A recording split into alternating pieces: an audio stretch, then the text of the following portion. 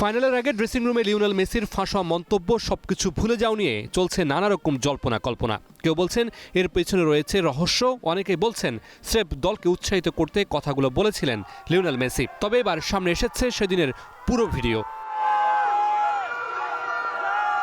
Messi সেখানে বলেন, চলো ছেলেরা শান্ত থাকো, সবচেয়ে গুরুত্বপূর্ণ বিষয় হলো শান্ত থাকা, শুধু খেলার কথাই ভাবো, সবকিছু ভুলে যাও, শুধু খেলাটাই ভাবো।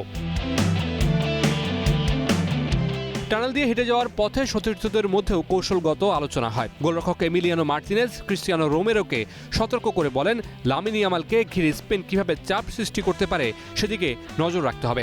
লিসান্ড্রো মার্তিনেজও দিবুকে সতর্ক করেন প্রতিপক্ষের কাটিং ও শট নেওয়ার ধরন সম্পর্কে। এরপর লিসান্ড্রো নিকোলাস তাগলিয়াফিকোকে উৎসাহ দিয়ে বলেন, চলো নিকো, ওকে পুরো ম্যাচ নিষ্ক্রিয় করে দেবে। লিসান্ড্রো দিবুকেও উদ্দেশ্য করে বলেন, সব বল ধরবে, মাথায় ঢুকিয়ে নাও। বিনিয়োগ হোক বিশ্বস্ত, আমার পছন্দ সল্ট বে।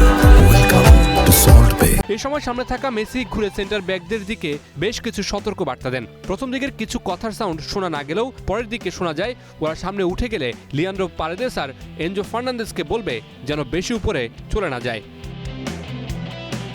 শেষ মুহূর্তে রোমেরো দিবুকে বলেন, আজ তোমার সময়। জবাবে দিবুর আত্মবিশ্বাসী উত্তর ছিল, আজ আমার দিন, আজ ইতিহাস হবে। টানেল থেকে বের হওয়ার সময় মাঠে প্রবেশের আগ মুহূর্তে দেখা হয় দু দলের। মেসি এগিয়ে গিয়ে হাত মেলান স্পেনের কোচ ফুটবলারদের সাথে, স্পেনের ফুটবলাররাও এগিয়ে হাত মেলান মেসি এমিলিয়ানো মার্টিনেজের সাথে। এদিকে মেসির এই বক্তব্য নিয়ে ছড়িয়ে পড়া বিতর্ক সম্পর্কে মুখ খুলেছেন কোচ লিওনেল স্কালোনি।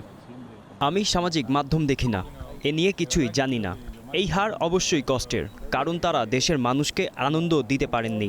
তবে তার বিশ্বাস, এই বাস্তবতা মেনে নেওয়াই ভবিষ্যতে আর্জেন্টিনাকে আরও শক্তিশালী করে তুলবে। দলের মধ্যে কোনো ধরনের অস্থিরতা নেই, সাফ জানিয়ে দিয়েছেন Scaloni. Mamunur Rashid, star play.